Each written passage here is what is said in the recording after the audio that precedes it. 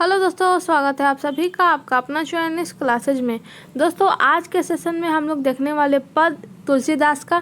तो इस सेशन में हम लोग पहले तुलसीदास का परिचय देखेंगे, फिर उनका हम लोग पद देखने वाले, उसका हम लोग मतलब व्याख्या करेंगे उस पद का, और उसके बाद हम लोग इस चैप्टर का एमसीक्यूज देखने वाले हैं।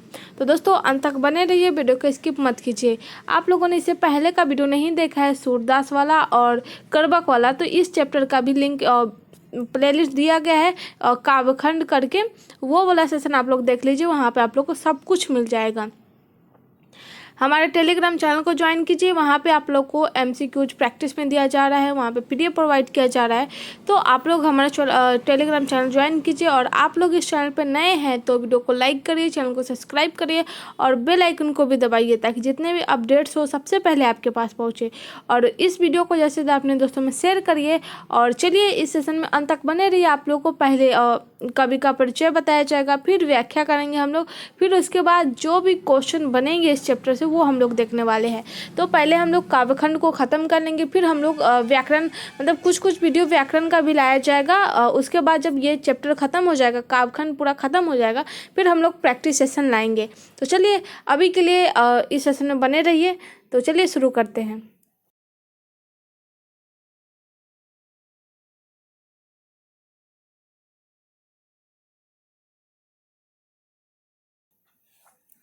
तो तुलसीदास के बारे में आज हम लोग जानेंगे। तो इनका जन्म जो है वह 1543 ईस्वी में हुआ था। 1543 ईस्वी में इनका जन्म हुआ था। निधन 1623 ईस्वी में। इनका जन्म स्थान जो है वह राजपुर बादा उत्तर प्रदेश में है। इनका जो जन्म स्थान है वह उत्तर प्रदेश में है। मूल नाम जो है, जैसे कि आप लोगों का भी दो नाम होता है, मूल नाम जो रहता है वो कुछ और रहता है, और ऐसे ही प्यार से जो बोला जाता है वो वर्ड, तो ये जो है इनको राम बोला करके बोला जाता था। माता और पिता का नाम, माता का नाम हुलसी और पिता का नाम जो था आत्मा दुबे। इसके बाद जो है वो इनकी पत्नी जो थी वो रत्नावली थी। इनकी पत्नी का नाम जो था वो रत्नावली था। ये जो है वो विवाह के कुछ समय बाद ही वैराग्य के कारण विद्रोह हो गए। तो ये इनका बेसिक नॉलेज है, मतलब बेसिक जानकारी है। इनका जन्म जो है वो 1543 ईस्वी में, और निधन जो हुआ था 1623 ईस्वी में। इनका जन्म स्थान याद रखिएगा, उत्तर प्रदेश में बादा नामक जो गांव था वहां के राजापुर में हुआ था। इनका जो मूल नाम था वो राम बोला था। माता का नाम था हुलसी और पिता का नाम था आत्मा दुबे। पत्नी का नाम था रत्नावली। इनके बाद जो है वो प्रतिपालिका दास चुनिया, जिनमें जन्म के बाद परिवार द्वारा परित्यक्त होने पर पालन पोषण किया गया। मतलब इनकी जो मतलब जिन परिवार में ये जन्म हुआ था, जन्म के बाद परिवार द्वारा जो है वो परित्यक्त होने पर पालन पोषण किया गया। इसके बाद दीक्षा गुरु कौन थे? नरहरिदास थे, और शुकरखेत के वासी, और गुरु ने विद्यारंभ कराया। मतलब ये जो है वो इनके शिक्षा गुरु है और दीक्षा गुरु है। शिक्षा गुरु जो हो जाएगा वो शेख सनातन हो जाएगा, काशी के विद्वान थे। शेख सनातन जो थे वो काशी के विद्वान थे। इसके बाद जो है इनकी शिक्षा जो थी चारों वेद, षष्ठ दर्शन, इतिहास, पुराण, संस्कृति, काव्य आदि, इन सब में है। इनको काशी में 15 वर्ष तक मतलब प्राप्त की। मतलब ये सब चीज़ में उन्होंने अपना शिक्षा प्राप्त किया। इसके बाद जो है वह निर्णय घटना, मतलब इनको ज़िंदगी में ऐसे ऐसे निर्णय लेने पड़े जो ये बता रहे हैं। तो कुछ घटनाएं ऐसी थी जिनमें इनको निर्णय लेना जरूरी था। तो काशी में विद्याध्ययन के बाद जन्मभूमि आकार कथनावाचक व्यास बन गए। मतलब इनको निर्णय लेना पड़ा व्यास बनने के लिए। इसके बाद जो है दीनबंधु पाठक ने व्यक्तित्व और विकृतता से प्रभावित होकर अपनी पुत्री रत्नावली से विवाह करा दिया। मतलब तुलसीदास की जो पत्नी थी उनका नाम था रत्नावली, लेकिन दीनबंधु पाठक ने और विकृतता से प्रभावित होकर के अपनी पुत्री को क्या किए?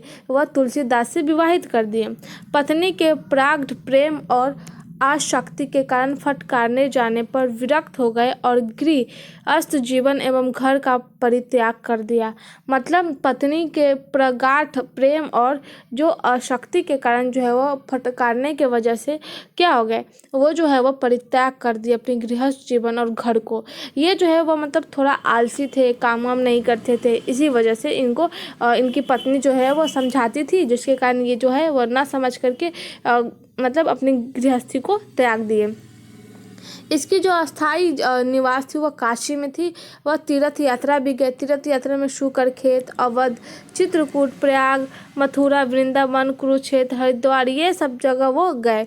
इसके बाद जो इनकी मृत और स्नेही थी जो थो वह अब्दुल रहीम खान खाना थे, महाराजा मानसी था, नाभा दास थे, दक्षिण मधुसूदन सरस्वती, ये सब जो थे इनके मित्र थे। इसके बाद जो है इनकी कृतियाँ जो थी वो रामलला, नहुछु, वैराग संदीपिनी, वैरव रामायण, पार्वती मंगल, जानकी मंगल, रामाज्ञा, प्रश्न दोहावली, कवितावली, गीतावली, श्री कृष्ण गीतावली, रामचरित मानस, विनय पत्रिका, ये सब जो थे वह इनकी कृतियाँ थी। इसके अलावा इनके अतिरिक्त 44 छंदों की हनुमान बहुक्त रचना को कवितावली का ही अंग माना जाता है। इनके अतिरिक्त 44 जो छंदों है उनकी हनुमान बहुलक की जो कवितावली को ही क्या माना जाता है, अंग माना जाता है। उसे स्वतंत्र करने पर कुछ 13 छोटी बड़ी आकृतियाँ होती है। ये सब जो है वह इनके बारे में था। तो इनका जो जन्म हुआ था वह हुआ था 1543 ईस्वी में। इनका जो निधन हुआ था 1623 में। इनका जन्म स्थान जो था उत्तर प्रदेश बादा राजापुर में। मूल नाम था रामबोला, माता पिता का नाम था हुलसी और आत्माराम दुबे। पत्नी का जो नाम था वो रत्नावली था। और इन्होंने जो है वह मतलब काशी में 15 वर्षों तक जो है वह शिक्षा प्राप्त की। इनके बाद इनको बहुत सारे निर्णय लेना पड़ा, तो जिनमें से ये जो है वह गृहस्थ जीवन को भी परित्याग कर दिए। इनका जो अस्थायी निवास था वह काशी में था। बाकी इनकी जो कृतियाँ थी वह कवितावली, गीतावली, श्री कृष्ण गीतावली, रामचरित मानस, विनय पत्रिका, ये सब जो है वह इनकी कृतियाँ थीं। ये जो है वह तीर्थ यात्रा पर भी गए। ये अवध, चित्रकूट, प्रयाग, वृंदावन, कुरुक्षेत्र, हरिद्वार, वृंदनाथ, सब जगह ये गए तीर्थ यात्रा पे। इनके जो मित्र थे वो अब्दुल रहीम खान खाना, महाराजा मानसी, नाभा दास, दर्शनी, मधुसूदन सरस्वती, टोरलमल, ये सब जो है वह इनकी मित्र थे। तो चलिए अब कवि परिचय हो चुका है। अब हम लोग देखते हैं इसका भावार्थ। कभू अम्ब अवसर पाई, मेरियो सुधी घाइबी कछु करुण कथा चलाई। मतलब इसमें ये जो दोहा बोला गया कि कभू अम्ब अवसर पाई, मेरियो सुधी घाइबी कछु करुण कथा चलाई। तो प्रस्तुत पंक्ति जो है हमारे पाठ्य पुस्तक दिगंत भाग 2 से पद ली गई है। इसके कवि जो है वह तुलसीदास है। यह जो है वह विनय पत्रिका से संकलित है। ये जो पद है वह विनय पत्रिका से संकलित है। इस पंक्ति के कवि जो है वह तुलसीदास है। वो कहते हैं कि माता सीता से विनती करते हैं। वे कहते हैं जब कभी आपको अच्छा अवसर मिले तो आप मेरी याद भगवान श्री राम को दिला दीजिएगा और मेरी कष्टों की करुणा भरी कथा अवश्य सुनाइएगा। तुलसीदास जो थे वो राम भक्ति थे, वो राम की भक्ति करते थे। और इससे पहले का जो था हम लोग का चैप्टर सूरदास, वो जो है वह कृष्ण की भक्ति करते थे। इस दोहा में बोला गया था कि कभुक मतलब कभी, अम्ब अवसर पाए, कभी भी जो है वह आपको अवसर मिले, मेरियो सुधी घाइबी कछु कुरुन कथा चलाई। मतलब माता कभी भी आपको अवसर मिले तो आप मेरी याद भगवान श्री राम को दिला दीजिएगा। बोला गया है कि माता सीता अगर आपको कभी भी अवसर मिले तो आप मेरी याद भगवान श्री राम को दिला दीजिएगा और मेरी कष्टों की करुणा भरी कथा अवश्य सुना दीजिएगा। अगला दोहा है दीन सब अगहीन छीन मलिन अघी अघाई, नाम लय भरे उधर एक प्रभु दासी दास कहाई। मतलब इस दोहा में बोला गया दीन सब अंगहीन छीन मलिन अघी अघाई। इस पंक्ति में तुलसीदास कहते हैं कि मैं सभी प्रकार से दिनहीन हूँ। क्या हूँ? दिनहीन हूँ। मतलब वो जो है वह गरीब है, अंगहीन हूँ, दुर्बल हूँ, मलिन हूँ और बहुत बड़ा क्या हूँ? पापी भी हूँ। नाम लय भरे उदर एक प्रभु दासी, दास कहाई। मैं इतना निकम्मा हूँ कि मैं अपना पेट भरने के लिए श्री राम का नाम लेता हूँ, लेकिन मैं प्रभु की दासी का दास हूँ। ये कहते हैं तुलसी जी कहते हैं कि वो जो है वह सभी प्रकार से दीन है, मतलब गरीब है, अंगहीन है, छीन है, मलिन है और सबसे बड़ा वो पापी है, क्योंकि वो जो है वो अपना पेट भरने के लिए श्री राम का नाम लेते हैं। लेकिन वो ये भी कहते हैं कि लेकिन मैं प्रभु की दासी का दास हूँ। क्या हूँ? दासी का दास हूँ। तो इस पद में यही बोला गया था। अगला पद है, बुझिए सो है कौन, बुझिए सो है कौन, कभी नाम दशा जनाई, सुनत राम कृपालु के, मेरी बिगड़ौ बनी जाए। इसमें बोला गया कि बुझिए सो है कौन, मतलब इस पंक्ति में तुलसीदास कहते हैं कि हे माता, जब प्रभु की इच्छा यह जानने की हो कि उनका यह दास है कौन, और इससे पहले का पंक्ति में बोला गया था कि वो दासी का दास है। तो इस पंक्ति में बोला कि बुझिए सो है कौन, मतलब बुझ जाइए कि वो कौन है।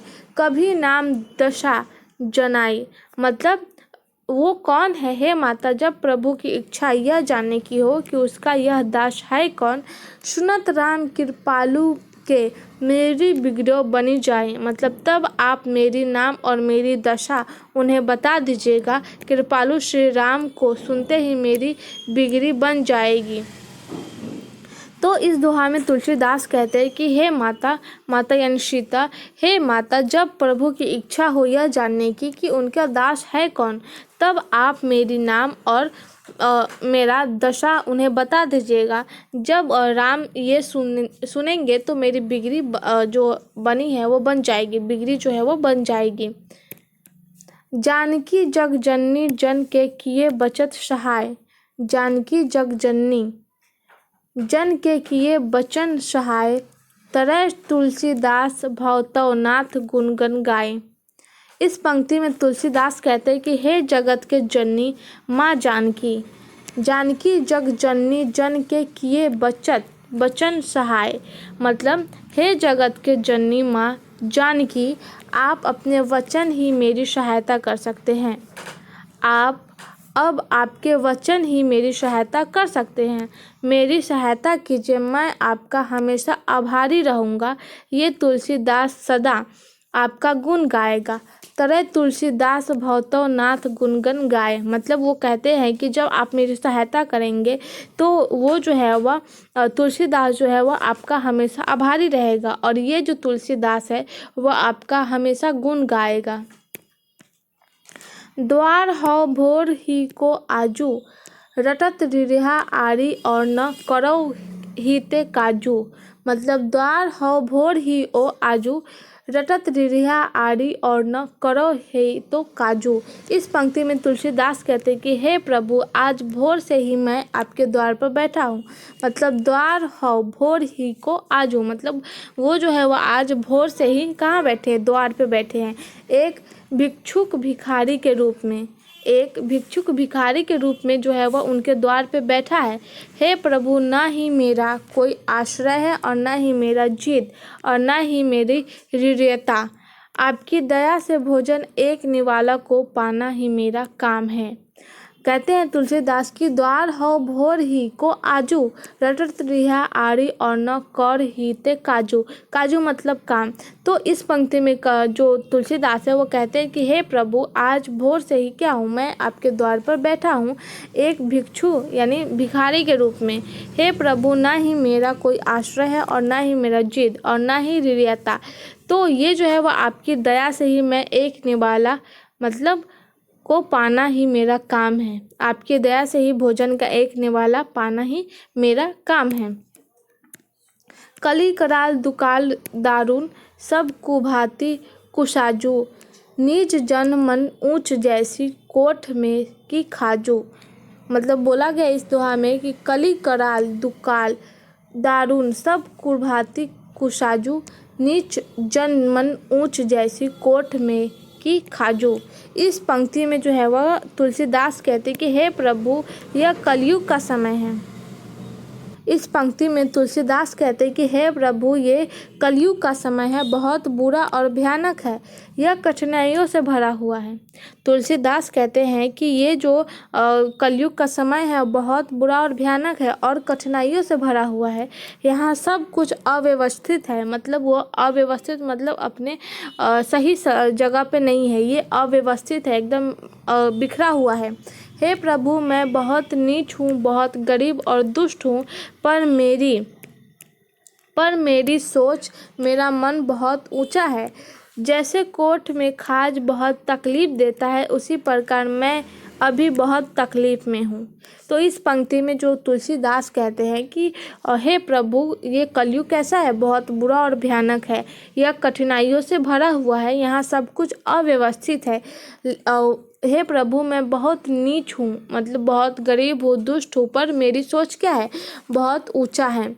जैसे कोर्ट की खाज बहुत तकलीफ देती है, उसी प्रकार अभी वो जो है वो बहुत तकलीफ में है। अगला दोहा है, हर हरि ही में सदैव बुझियो जाय, साधु समाजु, मुहुसे कहू कतहु को, तीन कहो कौशल राजू। इस दोहा में बोला गया कि हरि ही में सदैव बुझियो जाय, साधु समाजु, मुहुसे कहू कतहु को, तीन कहो कौशलाजू। इस पंक्ति में जो तुलसीदास कहते हैं कि हे प्रभु, मैंने अपने इस हृदय के मतलब हृदय, इस हृदय की पीड़ा को शांत करने की बहुत से संत साधु और सिद्ध पुरुषों से पूछा। मतलब हे हरि ही में सदैव बुझियो जाय, साधु समाजो, मतलब अपने इस हृदय की पीड़ा को शांत करने के लिए क्या किया, साधु और बहुत से सिद्ध पुरुषों से पूछा। महुषे कहू कतहु को, तीन कहो कौशल राजू। उन्होंने मुझे कहा कि मेरी इस पीड़ा का अंत आपके नाम से ही मिलेगा। इस पीड़ा का अंत किससे मिलेगा, आपके नाम से ही मिलेगा, और कहीं भी मेरी इस पीड़ा का अंत नहीं हो सकता, सिर्फ आपका नाम ही पीड़ा का अंत कर सकता है। तो तुलसीदास कहते हैं कि मैंने जो है वह अपने हृदय की पीड़ा के बारे में मैंने बहुत संत साधु पुरुषों से पूछा, तो उन्होंने एक ही जवाब दिया कि मेरी इस पीड़ा का अंत क्या हो सकता है, आपका नाम, आपके नाम लेने से ही इस पीड़ा शांत हो सकता है, इसके अलावा और कोई ऑप्शन ही नहीं है ये पीड़ा शांत करने का। दीनता दरिद्र लय को, कृपा बारिधि बाजू, दनी दशरथ राके, तू बनैत सीताजू। दीनता दरिद्र दलय को, कृपा बारिधि बाजू, दनी दशरथिया के, तू बनैत सिरताजू। मतलब इस पंक्ति में तुलसीदास कहते कि हे कृपा और दयालुता के सागर श्री राम, आपके अलावा दीनता और दरिद्रता को कौन दूर कर सकता है। मतलब दीनता और दरिद्रता को कौन दूर कर सकता है। हे दानवीर दशरथ के पुत्र श्री राम, आप ही हमारे दुख और हमारे हृदय की पीड़ा को दूर कर सकते हैं, आपके लिए सिर ताज है, आप ही हमारे सिर ताज है। तो इस पंक्ति में बोला गया था कि दीनता दरिद्र दलय को, कृपा बारिधि बाजो, मतलब जो ये जो कृपा और दयालु के जो सागर हैं श्री राम, आपके अलावा दीनता और दरिद्रता को कोई भी दूर नहीं कर सकता। दानी दशरथ राके, मतलब आप दानवीर दशरथ के पुत्र हैं, तो बनैत सिर ताजू, तो आप ही दुख और हमारे हृदय की पीड़ा को दूर कर सकते हैं, आप ही हमारे क्या है, सिर ताज है। जन्म को भूखो भिखारी हो, जन्म को भूखो भिखारी हो, गरीब निवाजू, पेट भरी तुलसी ही, जैवी भक्ति सुधा सुनाजू। बोला गया है कि जम को भूखो भिखारी हो, गरीब निवाजू, पेट भरी तुलसी ही, जेवत भक्ति सुधा सुनाजू। तो इसमें तुलसी जी कहते हैं कि मैं जन्म से ही क्या हूँ, भूखा हूँ, भिखारी हूँ और गरीब हूँ, आप ही मेरी भूख और गरीबी का उद्धार कर सकते हैं। तुलसी जी श्री राम से कहते हैं कि जन्म को भूखो भिखारी और गरीब निवाजो, मतलब जन्म से ही भूखा है, भिखारी है, गरीब है, लेकिन इस गरीबी भूख को कौन दूर कर सकता है? सिर्फ आप ही दूर कर सकते हैं। मेरी भूख, मेरा पेट आपके नाम और आपकी भक्ति से ही भरेगा। कहते हैं कि मेरा जो नाम है, मेरा जो भूख और मेरा पेट जो है वह आपके नाम और भक्ति से ही भरेगा। मेरे लिए इससे अच्छा भोजन कोई भी नहीं है। मेरी सुधा आपकी भक्ति से ही शांत होगी। हे प्रभु, आप मुझे अपनी भक्ति रूपी भोजन का एक निवाला दीजिए, जिससे मैं तृप्त होकर अपनी सुधा को शांत कर सकूं। तो इस दुआ में यही था। तो पद हम लोग का ख़त्म हो चुका है। हम लोगों ने हर एक पद का व्याख्या कर चुके हैं। तो चलिए इस चैप्टर का MCQ देखते हैं। तो हमारा फर्स्ट क्वेश्चन है, तुलसीदास का जन्म कब हुआ था? ऑप्शन ए में है 1540 में, ऑप्शन बी में है 1543 में, ऑप्शन सी में है 1545 में, ऑप्शन डी में है 1550 में। तो तुलसीदास का जो जन्म हुआ था ऑप्शन बी 1543 ईस्वी में हुआ था। क्वेश्चन नंबर 2 है, तुलसीदास का जन्म किस प्रदेश में हुआ था? ये सब क्वेश्चन हम लोगों ने शुरुआत में ही कवि के परिचय में देख लिए हैं। आई होप ये आंसर आप लोग को पता हो। आंसर पता है तो कमेंट करते जाइए। तुलसीदास का जन्म किस प्रदेश में हुआ था? ऑप्शन ए में हिमाचल प्रदेश में, ऑप्शन बी में आंध्र प्रदेश में, ऑप्शन सी में है उत्तर प्रदेश में, ऑप्शन डी में है मध्य प्रदेश में। तो तुलसीदास का जन्म किस प्रदेश में हुआ है वो पूछा गया है। तो ऑप्शन सी राइट हो जाएगा, उत्तर प्रदेश में। क्वेश्चन नंबर 3 है, तुलसीदास किस शाखा के कवि हैं? राम मार्गी, कृष्ण मार्गी, प्रेम मार्गी या फिर ज्ञान मार्गी? तो तुलसीदास जो है पूरे पद में सिर्फ राम भक्ति ही करते हैं। तो ये राम भक्ति शाखा के, राम मार्गी शाखा के कवि है। कृष्ण भक्ति जो है वह सूरदास है, प्रेम मार्गी जो है वह जयसी जी है। तो ये सब का जो ऑप्शन है ये गलत है। ऑप्शन ए राइट है कि राम मार्गी। तुलसीदास जो है वो पूरे पद में सिर्फ राम की ही जो है वो भक्ति करते हैं। तो ये जो भूखे किस लिए है? वो राम भक्ति के लिए, गरीब है राम भक्ति के लिए। तो हर एक वर्ड में इनका जो है वो राम भक्ति ही है। तो तुलसीदास जो है वो राम मार्गी शाखा के कवि हैं। क्वेश्चन नंबर 4 है, तुलसीदास को किस चीज़ की भूख थी? यश की, भक्ति की, धन की या फिर इनमें से कोई नहीं? तो तुलसीदास की जो थी यश की भक्ति नहीं थी, इन्हें भक्ति की भक्ति थी, मतलब भक्ति की भूख थी। ये जो है वह राम की भक्ति के मतलब भूखे थे, प्यासे थे इन्हीं की भक्ति के लिए। तो ऑप्शन बी राइट हो जाएगा। क्वेश्चन नंबर 5 है, तुलसीदास ने प्रथम पद में किसकी स्तुति की है? गणेश जी की, ऑप्शन बी में है भगवान शिव की, ऑप्शन सी में सीता जी की, ऑप्शन डी में इनमें से कोई नहीं। तो तुलसीदास ने प्रथम पद में किसकी स्तुति की है वो पूछा गया है। तो ये जो है वह पहली जो मतलब पद में जो है वो सीता जी की है। पहला पद जो है, कभू अम्ब अवसर पाई, मिरियो सुधी घाईबी, कछु करुण कथा चलाई, मतलब कभी भी, हे माता सीता, हे माते सीता, अगर आपको कभी भी ऑप्शन मिले श्री राम को कुछ बताने का तो आप मेरी जो है वो परिस्थिति को बताइएगा। तो सीता जी का ही पहले स्तुति में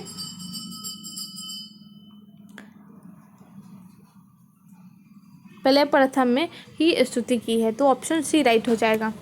क्वेश्चन नंबर 6 है, कब टुंग अम्ब अवसर पाई में अम्ब संबोधन किसके लिए है? कब टुंग अम्ब अवसर पाई में अम्ब जो है वह किसके लिए है? तो इसका जो सही जवाब हो जाएगा वह हो जाएगा हम लोग का ऑप्शन जो राइट हो जाएगा ऑप्शन ए, सीता के लिए। अम्ब जो है वह सीता के लिए ही यूज किया गया है। कभूक अम्ब अवसर पाई, ये जो है वह गलत वर्ड है, कभू है, कभूक अम्ब अवसर पाई। तो कभी भी आपको ऑप्शन मिले तो अम्ब जो है वह किसके लिए संबोधन है? तो वो सीता के लिए। तो ऑप्शन ए राइट हो जाएगा। क्वेश्चन नंबर 7 है, कौन सी रचना तुलसीदास की है? सूरसागर, विनय पत्रिका, प्रायश्चित या फिर पद्मावत?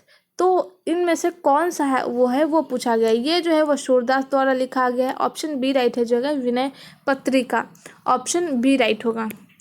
क्वेश्चन नंबर 8 है, कवितावली के रचनाकार कौन है? जयसी जी, तुलसीदास, कबीरदास या फिर सूरदास?